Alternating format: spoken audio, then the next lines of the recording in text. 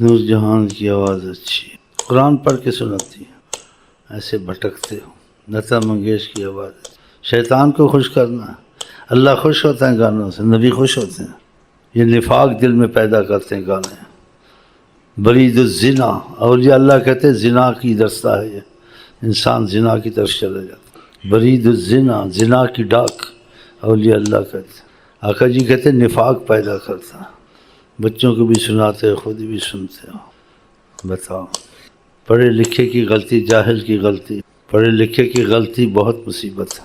قرآن نے کہا هل يستوي الذين يعلمون والذين لا يعلمون، کیا یہ برابر ہو سکتے ہیں؟ ایک سب معلومات رکھتا ہے، علم رکھتا ہے، ایک جاہل ہے۔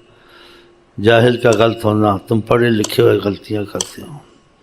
ہاں جی، فلانا گانا اچھا ہے، فلانی فلم اچھی ہے، یہ چیزیں دلوں کو برباد کرتی ہیں، دلوں کو برباد کرتی ہیں۔ اللہ کی محبت میں دل نہیں لگتا۔ پھر سب بول ہیں بھلانے، دیکھو تو پھر اس سے یہی میں تو اس کا یہی شرح کروں گا، کس سے کہانیوں میں رہنا۔